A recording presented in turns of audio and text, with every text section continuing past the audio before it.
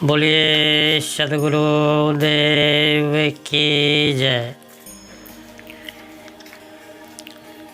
प्रेम न बाड़ी उपजे, प्रेम न हाट बिकाय, राजा प्रजा जेहि रुचे, शीश दिए ले जाए। सदगुरु कबीर साहिब जी कह रहे हैं, प्रेम कहीं बाड़ी में उत्पन्न नहीं होता और न दुकान में बिकता है। प्रेम के लिए तो अपनी तैयारी करनी पड़ती है। राजा प्रजा जेहि रुचे, शीश दिए ले जाए।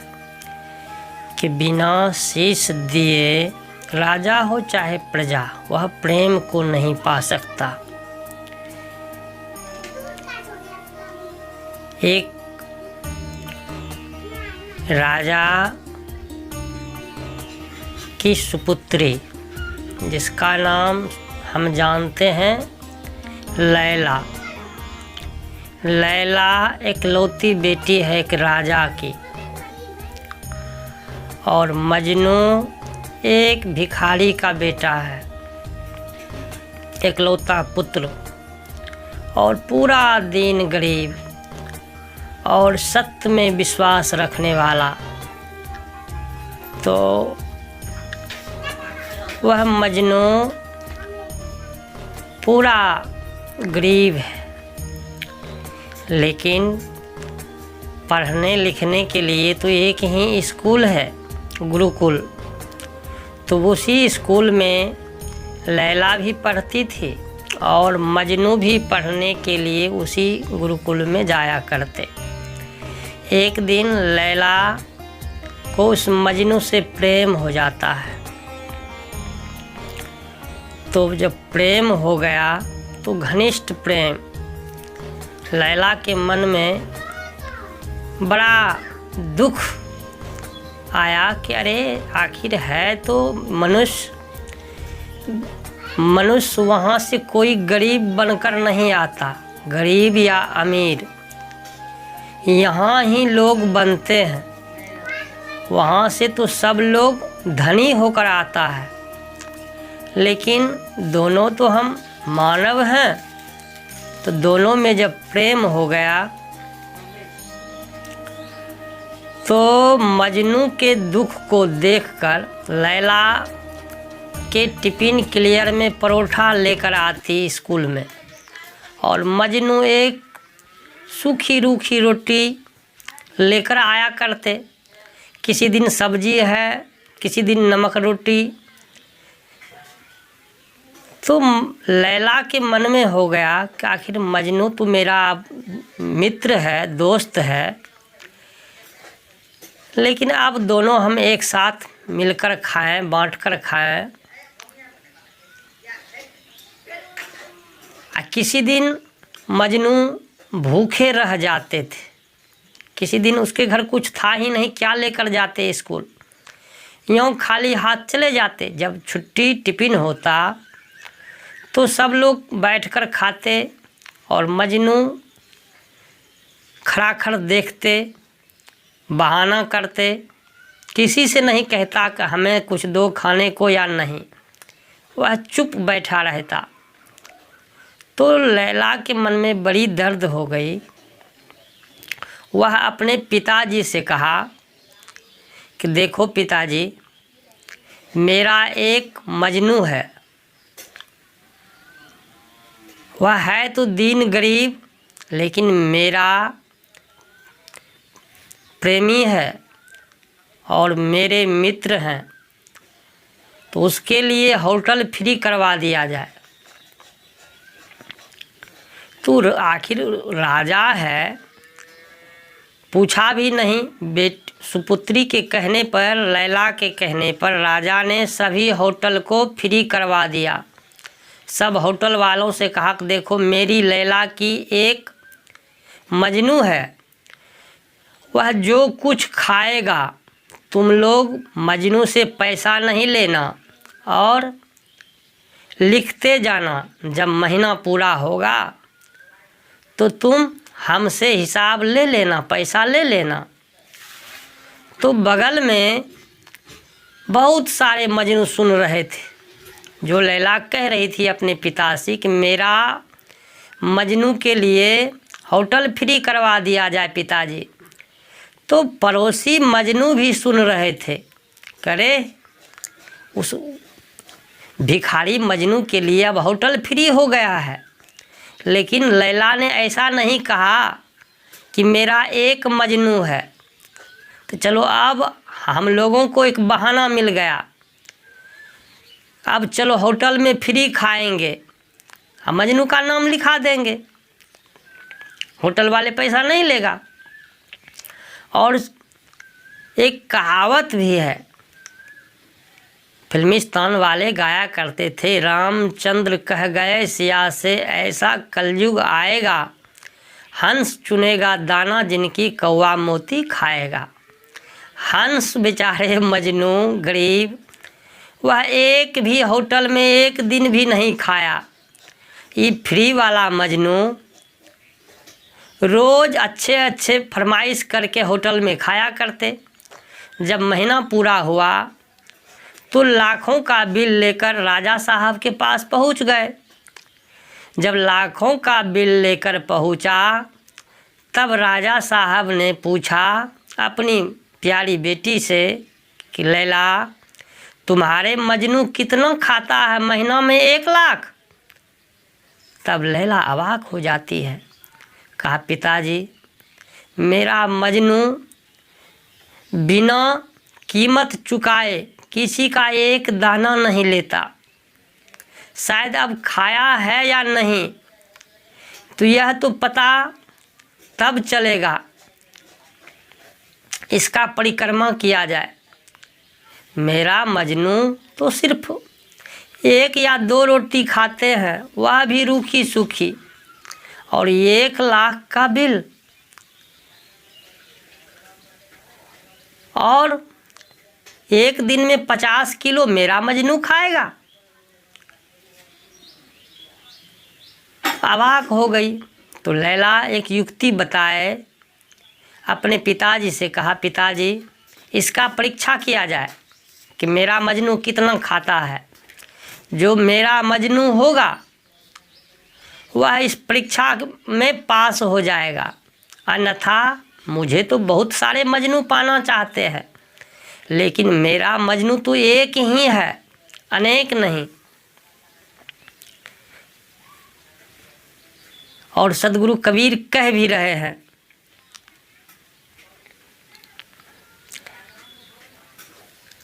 कि रही एक की भई अनेक की, विश्वा बहुत भ्रातारी, कहीं कबीर काके संग जड़ियों बहु पुरुषन की नारी। कि पिताजी हमने सोच लिया है एक का ही रहना अच्छा है, बेश्या अनेकों पुरुष का गमन करती हैं, लेकिन वह किसके साथ जलेगी, उसका तो कोई पुरुष ही नहीं है। उसी तरह मेरा तो एक पति है, मजनू एक है, वह फ्री का किसी का नहीं खाता। जो कुछ किसी का खाता है तो मेहनत की रोटी खाते हैं और सूखी रूखी खाते हैं। लाखों का बिल, तो पिताजी इसका परीक्षा किया जाए। तो राजा ने कहा क्या परीक्षा किया जाए बेटी? कहा पिताजी चारों तरफ आग लगा दो, मेरे चारों तरफ आग लगा दो,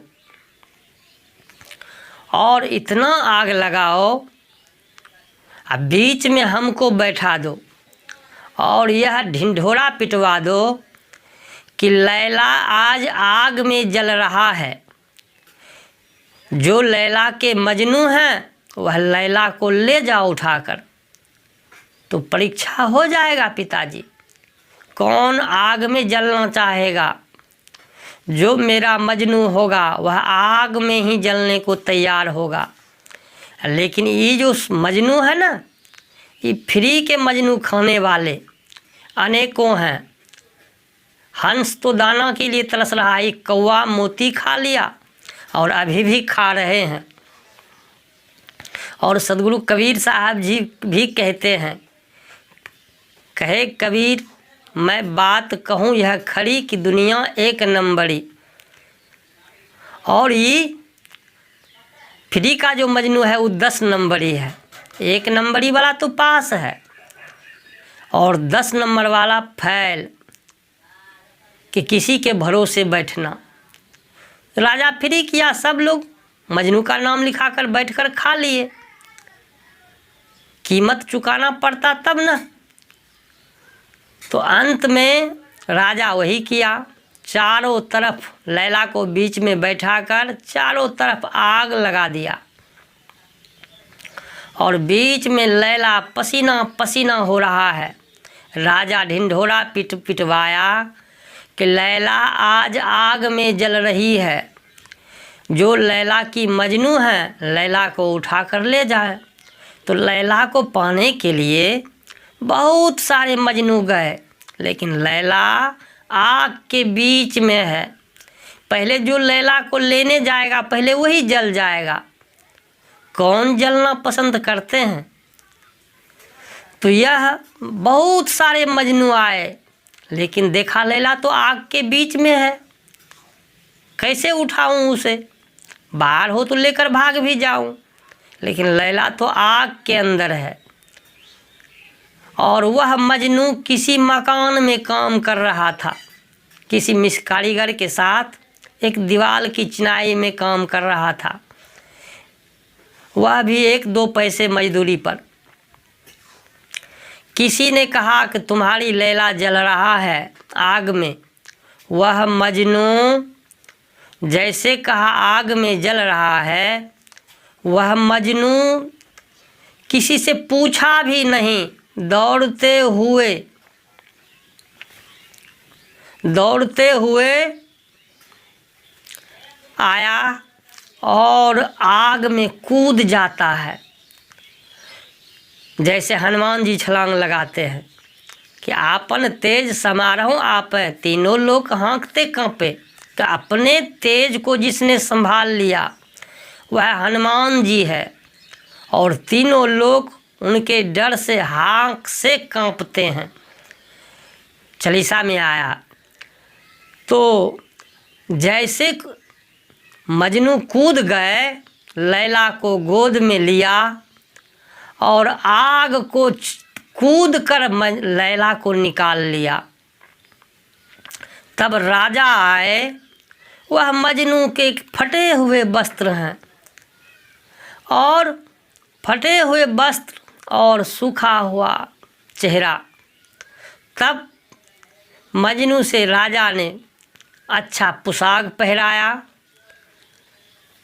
अच्छे वस्त्र, अच्छे भोजन।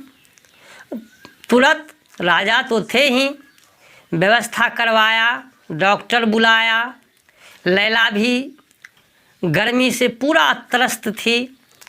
डॉक्टर ने उसे अपनी दुआ से ठीक किया और मजनू को भी दवाई दिया। मजनू का थोड़ा मुख कालापन हो गया था, आग से, जैसे आग में कूदा और आग से निकला तो थोड़ा फोड़ा हो निकल आया था, तो उसके लिए दवाई का व्यवस्था किया। तब राजा पूछने लगे कि बेटा मजनू, तुमने 1 महीने में कितना खाते हो? मजनू ने धीमी आवाज़ में कहा, पिताजी मैं तो 1 महीना में कितना खाता होऊंगा, 1 रुपया या 1.5 रुपया पूरे महीना का भोजन है मेरा। कहा होटल वाले उन तो लाखों का बिल दिया। फिर मजनू ने कहा, पिताजी आपने तो उसे बताया नहीं होगा कि लैला की 1 मजनू है। आपने सिर्फ कह दिया होटल वालों से जो मेरी लैला की मजनू आएगा उसे भोजन दे देना, लिखते जाना। तो ये फ्री वाला मजनू तो बहुत हैं, फ्री का खाने वाला सैकड़ों मिल जाएंगे। लाखों करोड़ों में कोई 1 आदमी होगा जो मेहनत की रोटी खाता होगा। किसी का कितना भी धन हो, वह धन तो धूल के समान है उसके लिए। मेहनत की रोटी में जो शक्ति है वह फ्री की रोटी में फ्री वाला बुद्धि होता है किसी का शोषण, किसी का दमन, किसी पर हिंसा, व्यभिचार, ये सब फ्री की बुद्धि है।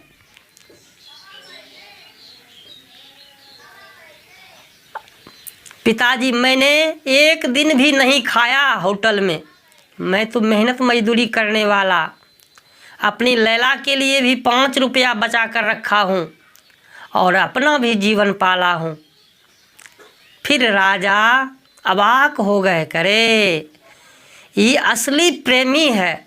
तो प्रेम हृदय से उत्पन्न होता है, प्रेम करने से होता है।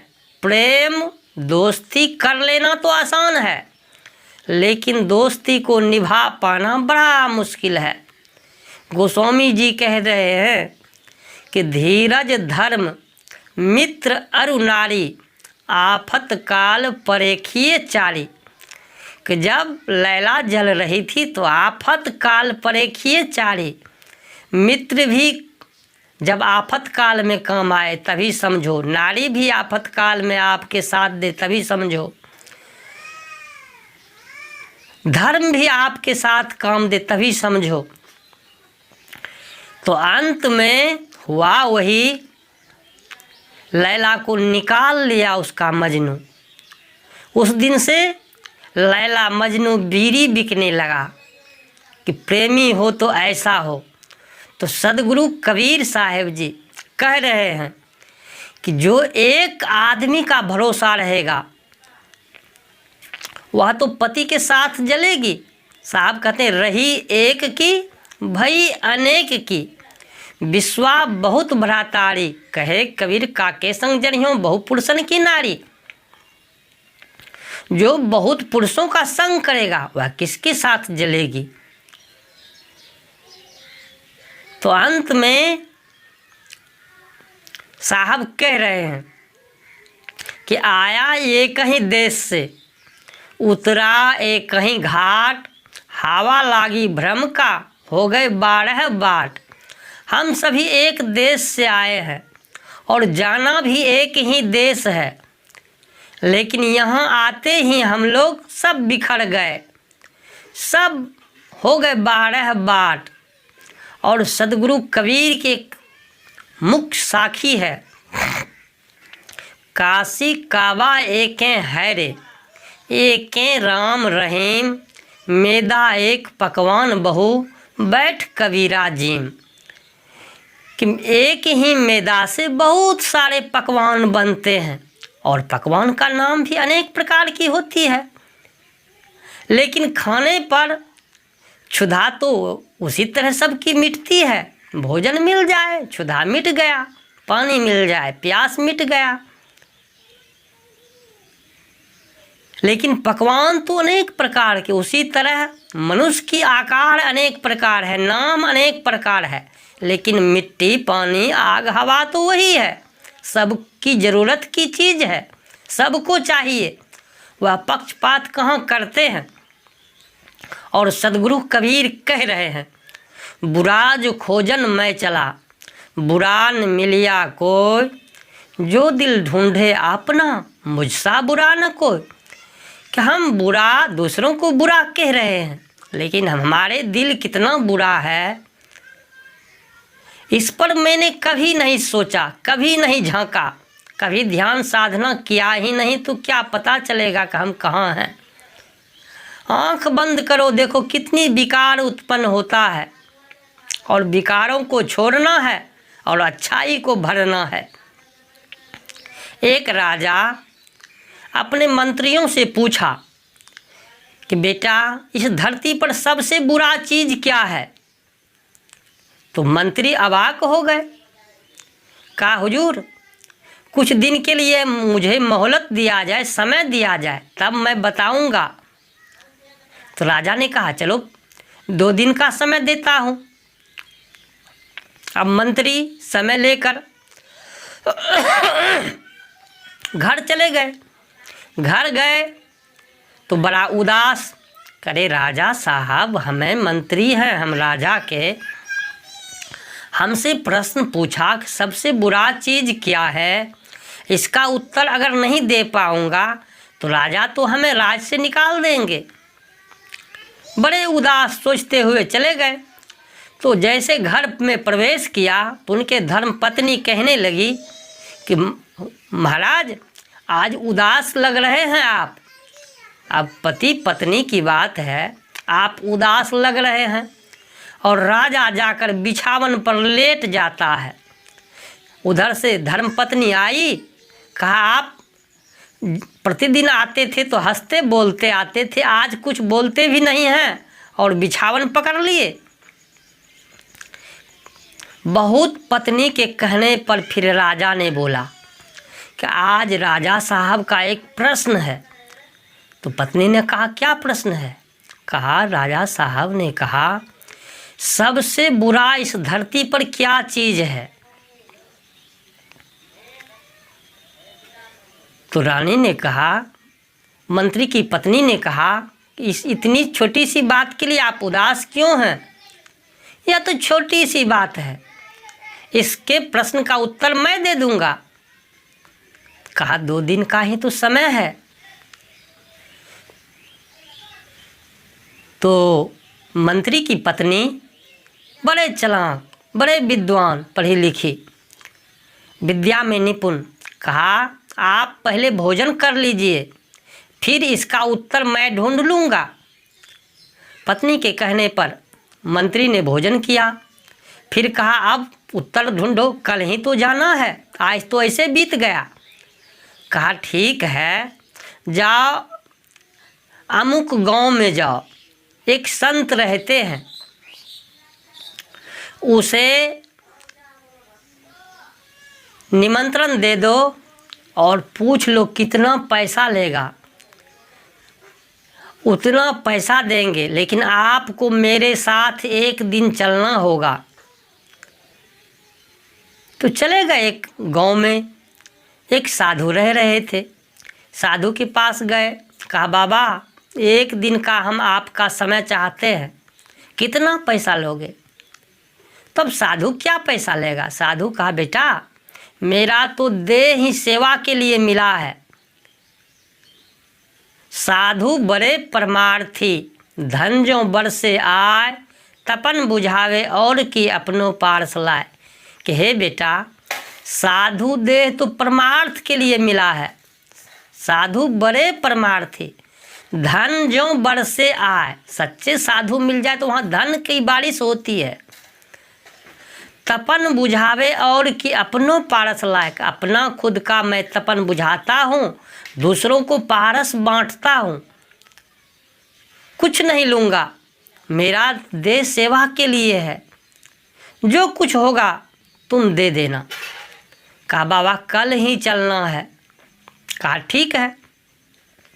फिर साधु को कहकर आया।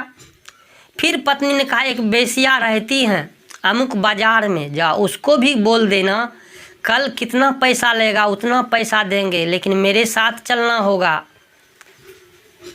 बेसिया के पास गए मंत्री, कहा कल का दिन कितना पैसा लोगी? उतना पैसा देंगे, लेकिन राज दरबार में जाना होगा। कहा ठीक है। इन दोनों को न्योता दे दिया मंत्री। फिर वहाँ से आए पत्नी के पास, कहा देखो जाओ राजा साहब से कहना कि एक चौराहे पर 4 कमरा चाहिए और चारों कमरा में 4 सामान चाहिए। कहा क्या सब सामान? कहा एक बोतल शराब की चाहिए और एक जुआरी चाहिए, जुआ खेलने वाला कमरा, और एक बेसिया रहने वाला, और एक में साधु रहने वाला, और 4 कमरा चाहिए, एक में पासा जुआ और एक में शराब, एक में मांस बना हो एक प्याला में, उस रूम में हो तैयार कर दो, और एक रूम में बेसिया को रख दो। और साधु से हम कहेंगे कि एक सामान खरीदना है जो सामान खरीद सकते हो इस चार में से, लेकिन एक ही खरीदना है। तो एक ही खरीदना है। तो अब साधु यहाँ से गए, मंत्री बड़े खुशी खुशी गए। कहा राजा साहब 4 रूम चाहिए एक चौराहे पर, वह भी शीशा से जड़े हुए, किवाड़ शीशा का चाहिए। तब वो तो राजा है। कहा ठीक है। उस चौराहे पर 4 रूम बनवा दिया, चारों रूम में शीशा का किवाड़ लगवा दिया और कहा 4 इसमें सामान भी चाहिए हुजूर। कहा क्या सब सामान? कहा एक में वेश्या रहेगी, एक में मांस रहेगा, एक में शराब रहेगा और एक रूम में जुआरी रहेगा, जुआ पासा पालने वाला। और सबसे बुरा क्या है, इसका उत्तर आपको मिल जाएगा।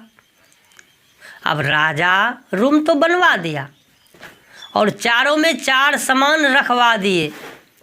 कहा बेटा अब तुम इसका परीक्षा बता दो क्या है। बस साधु चंदन तिलक लगाए हुए हैं, साधु को भी ले आया, वेश्या भी आई, सब चारों रूम में सेट हो गए। और बाबा से कहा कि बाबा इस 4 सामान में से एक सामान आपको खरीदना है। अब साधु बेचारे हार तो गए थे कि चलो हम दूसरों की तपन बुझाते हैं, चलो ठीक है एक ही तो सामान खरीदना है, जो मेरे योग्य होगा वो खरीद लूँगा। अब साधु सबसे पहले गेट पर वेश्या बैठी हुई थी, तो इधर उधर झांक कर देखने लगा कि कौन सा सामान खरीदें। पहले चारों वेश्या को भी देख लिया। कहा वेश्या खरीदते हैं तो लोग हंसेंगे, अरे साधु व्यभिचारी है। फिर दूसरे रूम में गया तो मांस रखा हुआ है। फिर साधु चारों तरफ देख रहे हैं, करे कहीं मांस खरीदता हूँ